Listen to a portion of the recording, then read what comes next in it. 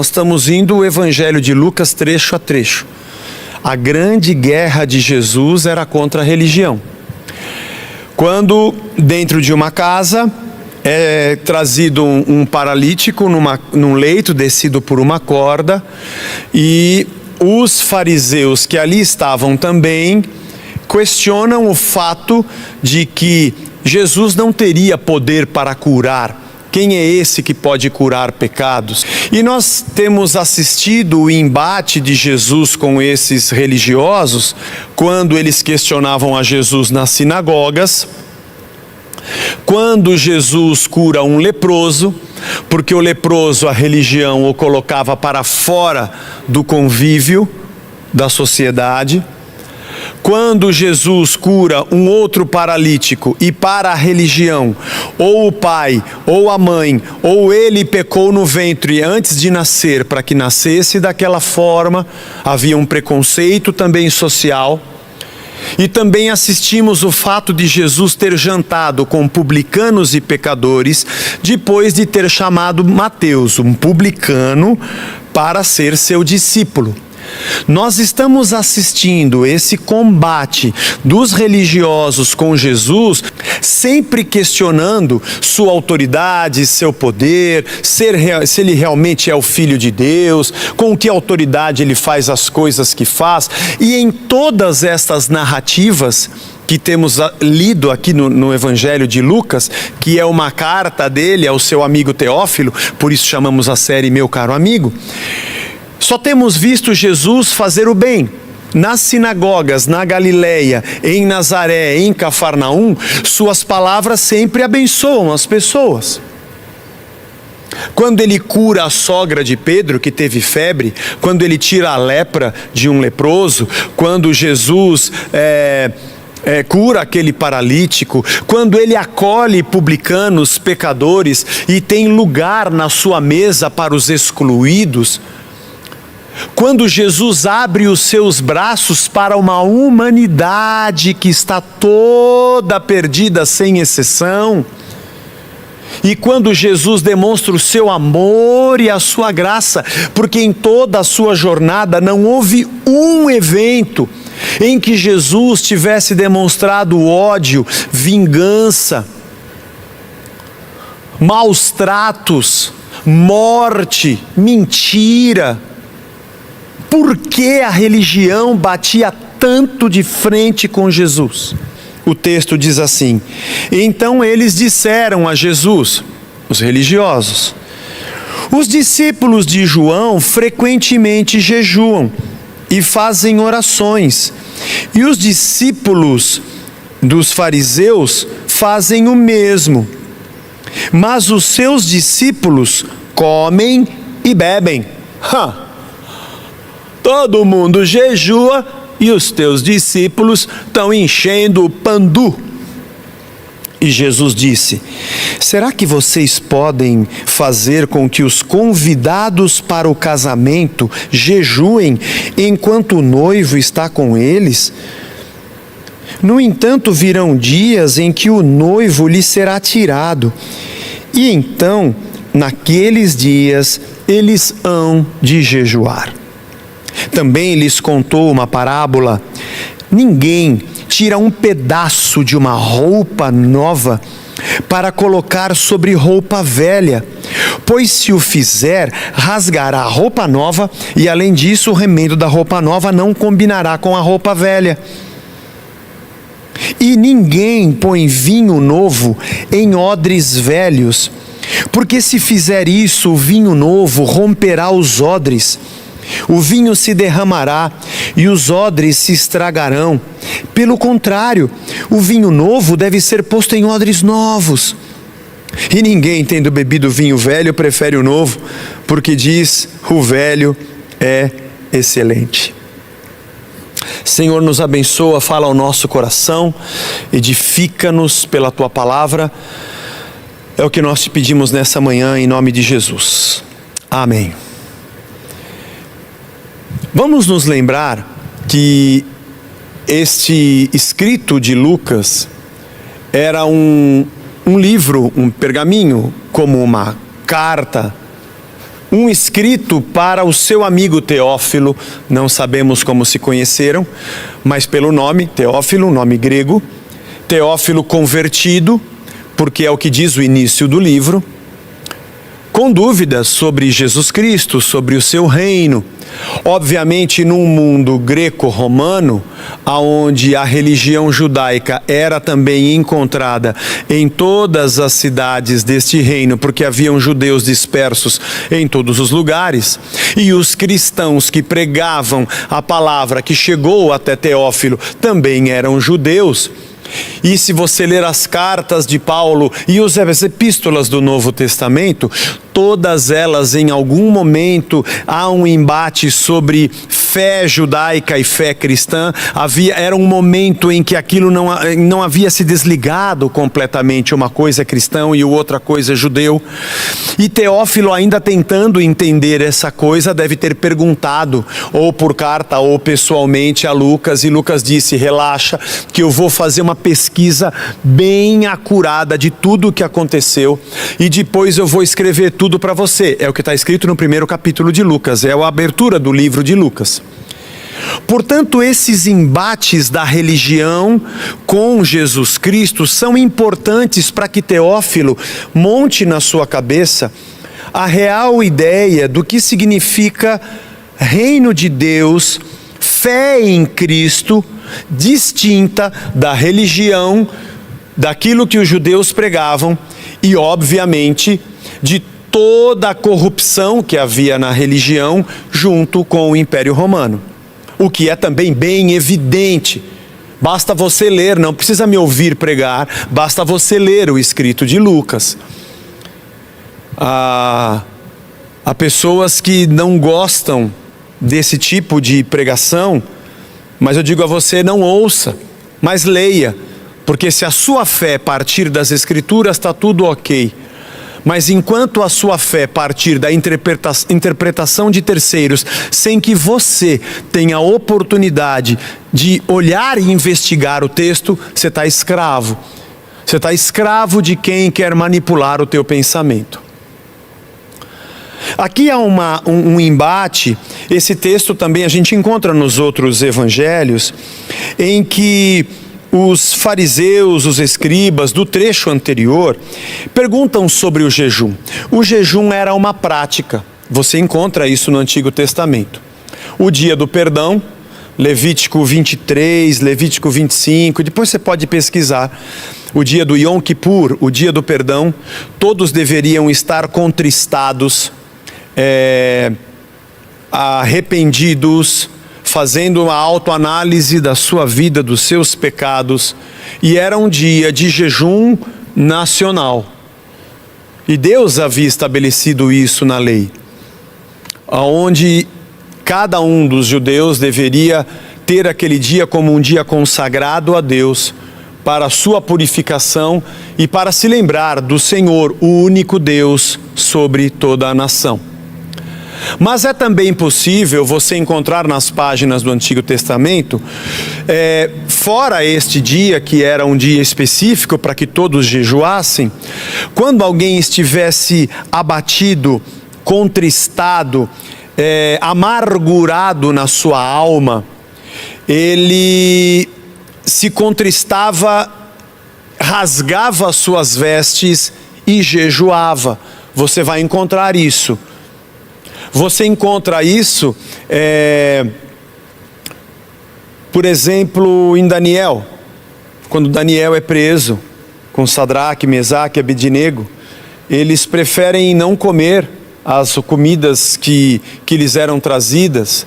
É uma coisa interessante, essa abstenção, essa consagração, se bem que ali também tinham outras implicações. Mas é muito interessante você perceber também um outro motivo, quando alguém estava muito arrependido pelo que havia feito, fora o dia do Yom Kippur. Aliás, você vê uma figura de arrependimento no Antigo Testamento, em que a pessoa rasgava as suas vestes, se sentava sobre cinzas, jogava cinzas sobre a sua cabeça e ficava contristado, arrependido e em jejum diante de Deus. Então o contristamento, o arrependimento, o jejum nacional era uma prática para o povo judeu. E obviamente quando também você encontra nas páginas do Antigo Testamento, quando a pessoa está desorientada e ela quer entender e buscar a Deus para dizer: Senhor, o que a gente está passando, o que está acontecendo, olha a guerra que nós vamos enfrentar, olha a batalha que nós estamos enfrentando. Uma comunhão mais próxima com Deus, quando nós temos, por exemplo, Esther vai se encontrar com o rei, porque há uma palavra de morte sobre todos os judeus, e Mardoqueu diz a todo o povo, ou Mordecai, depende da tradução que você tem, e o povo começa a buscar a Deus para que o Senhor revele sua vontade, se manifeste, num momento também de tristeza, de abatimento, de temor, de contristamento deles diante de Deus. E também há um indício de que após o exílio babilônico, o livro de Zacarias a gente encontra isso, que outros dias também foram estabelecidos na religião judaica para o jejum, que ao invés de ter apenas o Yom Kippur, outros 3 dias no ano eram dias específicos de jejum. Mas também há um outro motivo de prática pessoal dos judeus, que fica claro depois de uma interpretação e obviamente de pesquisas, de Maimônides. Maimônides foi um intelectual do século X, filósofo judeu, rabino, é um dos líderes do rabinismo moderno, e pesquisador e intérprete da lei, do costume e da fé judaica, que escreveu a seguinte frase: todo jejum há de cessar nos dias do Messias, e não haverá outros dias bons e dias de alegria iguais àqueles, como está escrito em Zacarias 8,19.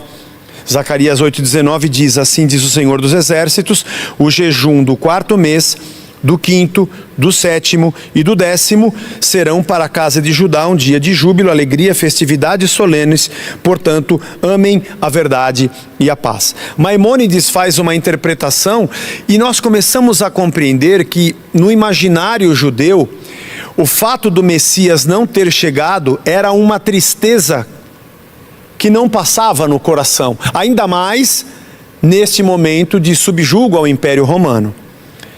Então nos parece que a não aparição do Messias era um dos principais motivos que faziam com que o judeu estivesse contristado, se arrependendo do seu pecado diante de Deus e em jejum, tanto nas datas determinadas pelo judaísmo, como também nas datas que eles mesmos estabeleciam e pessoalmente, pela sua espiritualidade, pela restauração do reino.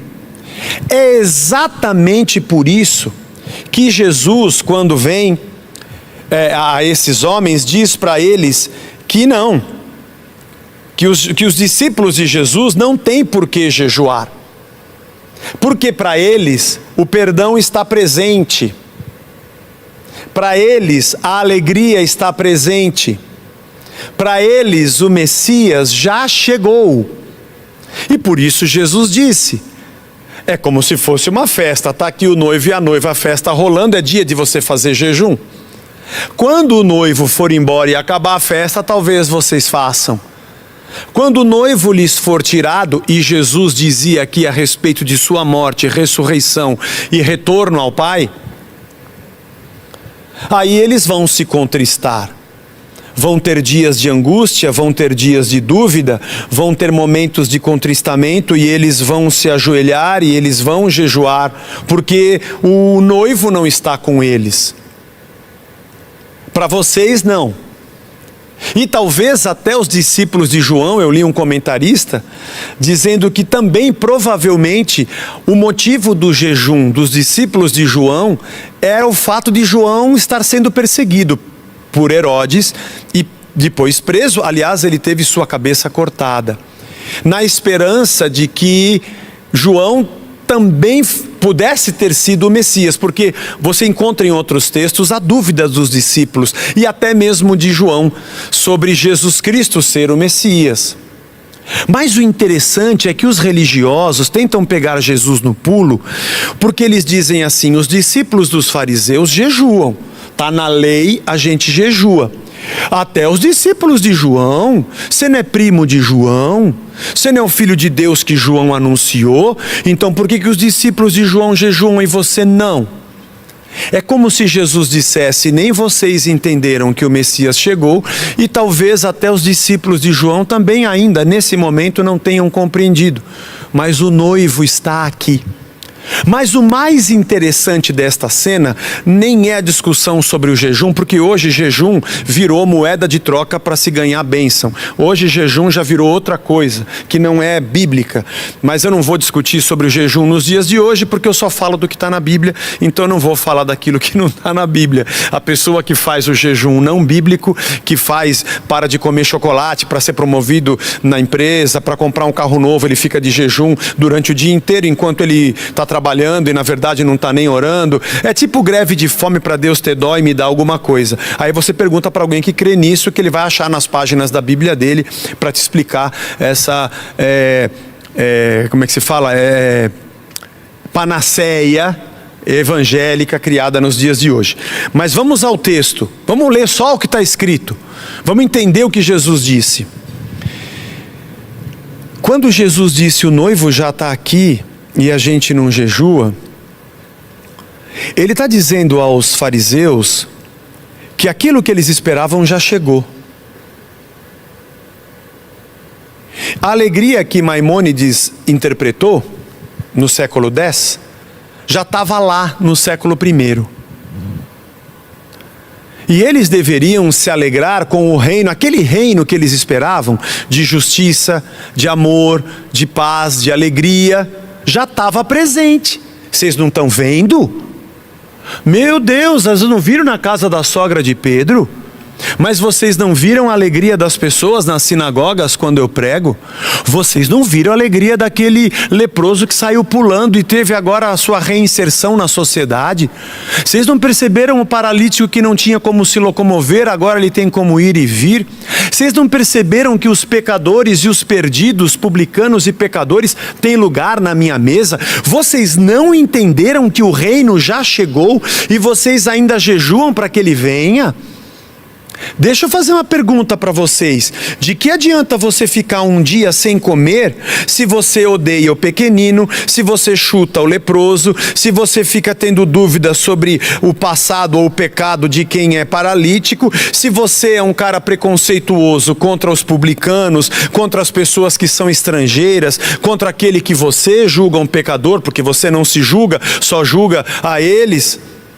Quer dizer então que vocês não praticam nada que o reino trouxe como alegria e acham que Deus se agrada de vocês porque vocês ficam sem comer? É isso que eu estou entendendo? Você entende o que Lucas está querendo mostrar para Teófilo? Deixa eu tentar entender a lógica religiosa de vocês. O amor, o acolhimento, o abraço, o perdão, a compaixão, a misericórdia, a alegria da palavra, vocês não praticam. Tudo isso vocês dizem que é, sei lá, não é de Deus, é de demônio, sei lá o quê. O ódio de vocês continua, o pré-julgamento de vocês continua, o preconceito de vocês continua. E aí vocês entram aqui no templo ou na sinagoga e dizem: estou jejuando. Jesus fala em Mateus 5, né? Deixa o cabelo despenteado, aparecendo que está meio magrinho, para as pessoas acharem que você é mais santo. Só que toda a canalice que você promove na sua vida com o seu ódio, Deus não está vendo. Parece que Lucas está deixando bem claro, nestes textos para Teófilo, quem é Cristo, quem é o reino, ou o que é o reino e o que é a religião. Vazia, fria, suja, imunda, corrupta. É o melhor sistema para separar o homem de Deus, é a religião.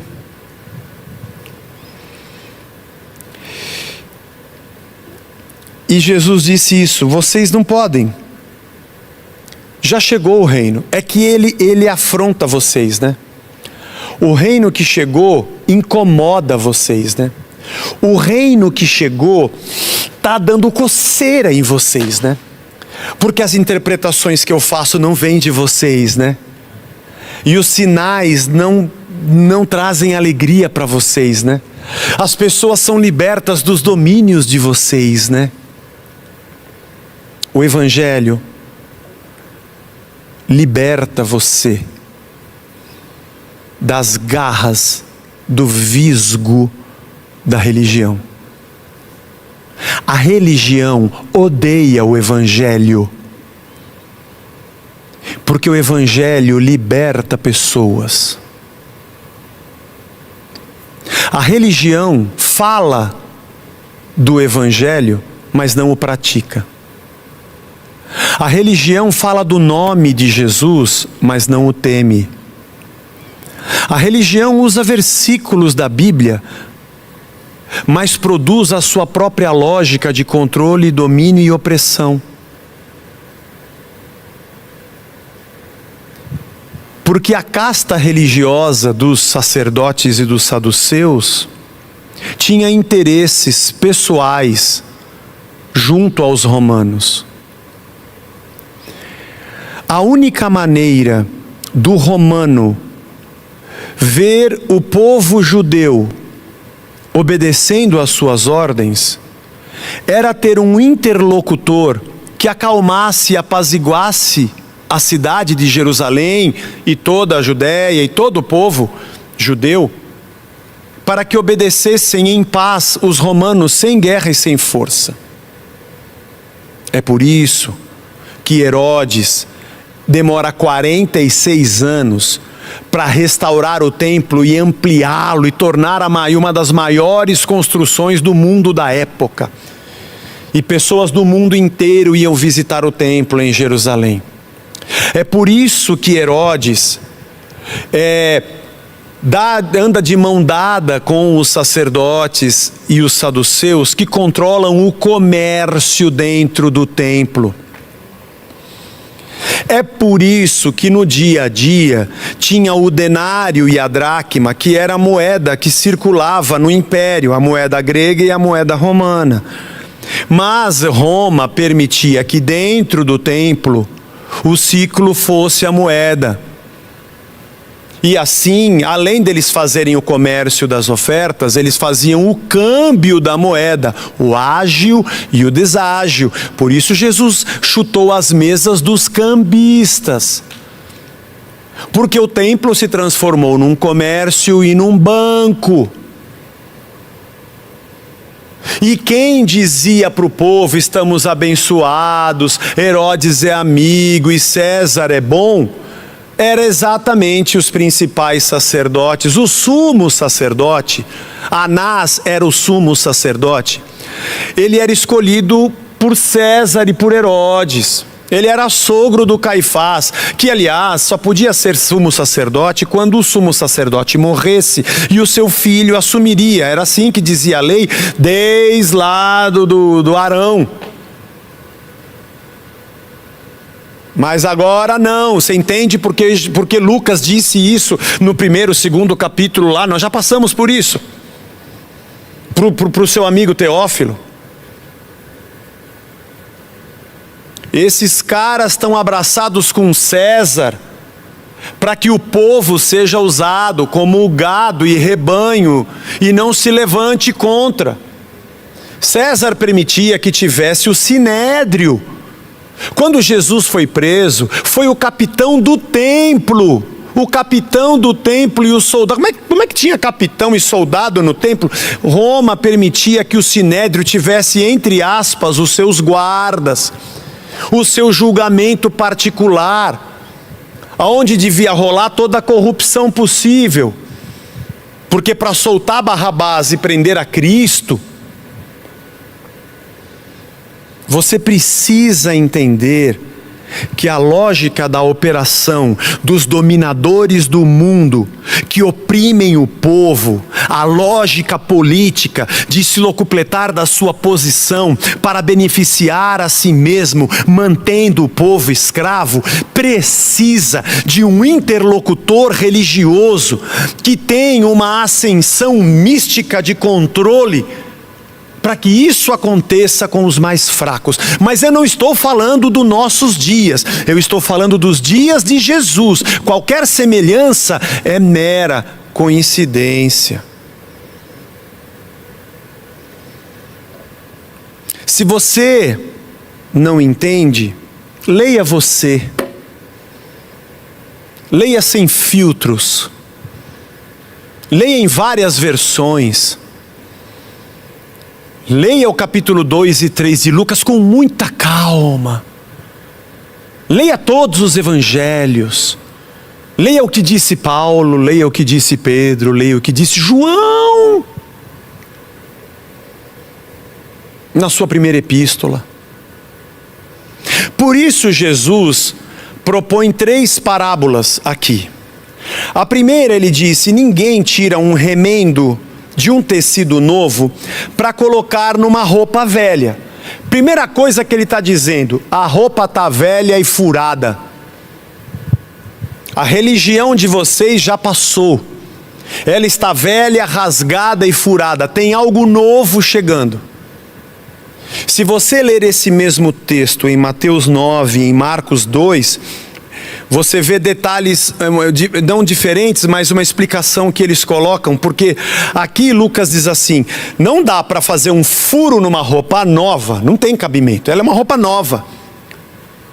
Jesus está dizendo que o novo é melhor do que o velho. Você precisa entender isso, porque é o que ele falou. Você vai estragar a nova e vai colocar um remendo que não vai ornar na velha. O que Mateus e Marcos ainda dizem é que tem um problema aqui. É que a roupa velha não vai encolher, mas a nova ainda encolhe. E aí, quando encolher aquele pedaço novo, ele vai repuxar a costura e vai aumentar ainda mais o buraco da velha. Porque a roupa nova precisa de gente nova para vesti-la. E a roupa nova não veio para fazer remendos na religião velha. Tem que jogar fora essa roupa velha e vestir uma roupa nova. Essa primeira parábola está dizendo para os seguidores dos fariseus: a roupa de vocês não cabe na gente. Jesus está dizendo: não dá para usar isso daí que vocês estão usando. E eu não vou esburacar o evangelho para tentar tapar umas falhazinhas aqui e ali do que não tem mais conserto. Você está entendendo? A segunda parábola que ele contou é sobre os odres. Os odres eram como um cantil feito de couro. Geralmente, quando um animal pequeno era caçado, eles punham o couro para secar, mas não abriam. Eles só prendiam aonde eram as pernas, né, do animal, e ficava um cantil de couro onde eles colocavam o vinho. Uma coisa interessante é que quando você amassa a uva, eu sei isso porque a família do meu pai fazia vinho, e eu também faço com meu irmão, de brincadeira, mas ainda não acertamos ainda, quem sabe o desse ano a gente acerta. Quando você amassa a uva e você coloca para fermentar, há um processo natural da levedura, que vai fermentar o vinho, que vai produzir o teor alcoólico, dependendo da fermentação, da bactéria, da época da uva, etc, etc, etc, a quantidade de açúcar ou não, e vai liberar CO2. Hoje em dia, quando você vai numa vinícola, você tem aqueles tonéis de fermentação, e geralmente há um tubo por onde o CO2 sai, com alguma válvula para que o oxigênio de fora não entre, para que não vire vinagre, mas libere o CO2. Naquela época eles não tinham tonéis. Eles colocavam o vinho dentro de um odre que fosse novo, porque quando aquela fermentação liberasse o CO2, aquele couro novo, ele iria esticar e expandir. E depois, quando acabasse a fermentação, ele estaria duro, ressecado e do tamanho ideal para aquela quantidade de vinho. E eles sabiam que não poderiam colocar um vinho novo, que ainda estava em fermentação, dentro de um odre velho. Porque o odre velho não tem mais como expandir. Ele não suporta mais dilatação. Ele já está esticado, ressecado e pronto. Ele vai explodir. Ele vai se romper. E Jesus diz, um vinho novo tem que ser colocado num odre novo. Não dá para pôr em odre velho. O que Jesus está dizendo é que a minha mensagem, eu sou o vinho novo. Neste caso, o vinho novo é muito melhor do que o velho. É o contrário. Se eu colocar as minhas palavras dentro de vocês, vocês vão ter que estar prontos para se expandir. Vocês vão ter que estar prontos para abrir o coração. Vocês vão ter que tirar muita coisa para dar espaço para a verdade de Cristo. Porque se você simplesmente colocar num odre velho, vai acontecer o que está acontecendo. Vocês estão rachando, vocês estão explodindo. E eu preciso falar com você que está me assistindo. Eu tenho encontrado muita gente que está sentindo muita pressão dentro de si, porque ela está conhecendo o Evangelho. De repente, não sei por que cargas d'água, ela fez a besteira de ler a Bíblia. E a Bíblia acaba com a religião.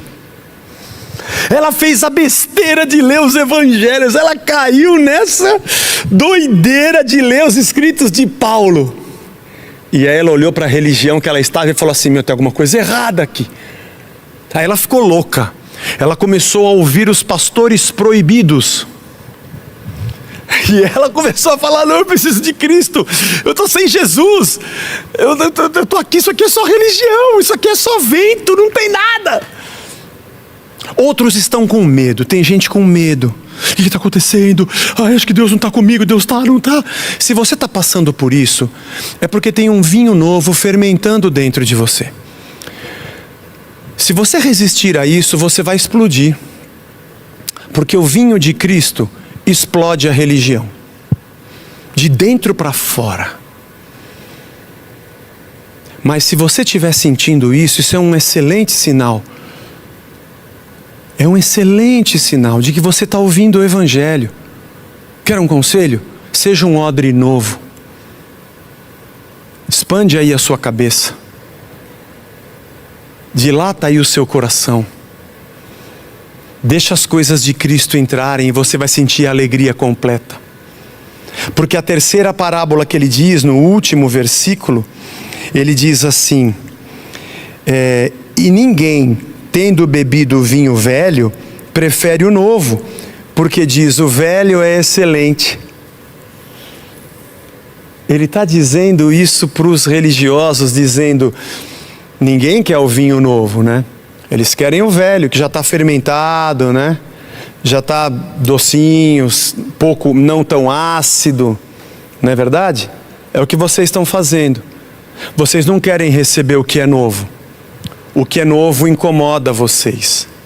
O que é novo desfaz essas castas de domínio. O que é novo não tem essas ligações corruptas que vocês têm. O que é novo não tem esse tipo de abordagem da interpretação da lei para benefício da religião como vocês fazem. Esse novo que chega, se vocês aceitarem, ele vai explodir tudo isso. Aliás, Jesus disse que o templo seria destruído e reconstruído em 3 dias. E falava sobre o seu corpo, falava sobre a sua igreja, falava sobre o seu reino. Falava sobre a verdade que chega, nova e fresca, para dilatar, expandir e libertar o ser humano.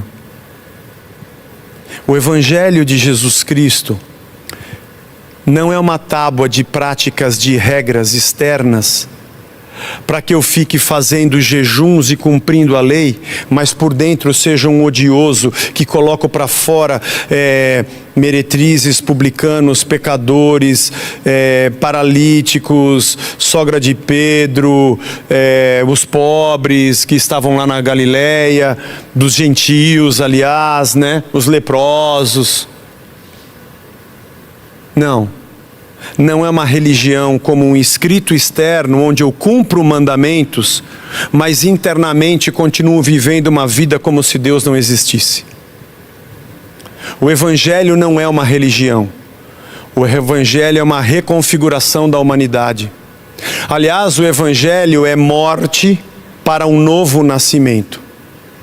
É se jogar fora tudo aquilo que se creu e se pensou, para ser transformado numa nova criatura à imagem do Filho de Deus. É estar pronto para dizer: eu vou deixar tudo para trás, quem quiser vir após mim, negue-se a si mesmo, negue-se a si mesmo. Por isso que Jesus não tinha problema de sentar com publicanos, meretrizes, pecadores, porque afinal de contas, para me seguir, todos eles vão ter que negar a si mesmos. Eu posso sentar na mesa com eles, eu posso abraçar, bater papo, e quando eu levantar e disser querem me seguir, não importa do jeito que ele chega, ele vai ter que jogar fora ele mesmo. Assim também para mim e assim também para você. Portanto, o Evangelho precisa rasgar a religião que domina, que controla, que lê textos, fecha o texto e fala o contrário do texto. De pessoas que são súditos com Ave César e Heil Hitler. O Evangelho é uma nova vida. E eu convido a você, irmão meu da Casa da Rocha, como eu sempre digo, minha responsabilidade como pastor da casa, para dizer: dilate-se. Não seja um odre velho. Jesus não veio, você tem que vir para Jesus para consertar a sua vida. Pode esquecer. Você tem que ir a Jesus para jogar fora a sua vida. Aquela pessoa é perfeita, é tão boa, só falta uma coisinha ou outra. Não venha colocar remendo novo em pano velho. Você precisa de um novo nascimento. Jesus não é alvo da minha campanha para resolver uma coisinha aqui e outra ali com um remendo novo num pano velho. Ele não quer consertar o joelho da minha calça, Ele quer consertar o meu coração. Ele não quer colocar uma meia sola no meu sapato. Ele quer mudar a minha mente, a minha alma. Ele quer gente que morreu para nascer de novo. Senhor, essa explicação de Lucas para Teófilo é um desafio para nós. A nossa tendência humana é de acomodação religiosa. Nossa tendência é de acomodação, entre aspas, espiritual. Amamos rituais, amamos leis e obediências, amamos gurus que nos governem, amamos deuses ídolos, porque somos idólatras de imagens de carne e osso. Nos livra disso, Senhor. Que nossa comunidade seja de irmãos que servem uns aos outros em amor, não por ordem. Que se consagram porque te amam, não porque são obrigados. Que doam porque são parte da missão, não porque querem receber uma bênção. Gente que se prostra diante da cruz, não para receber algo em troca, mas porque quer se entregar a Cristo.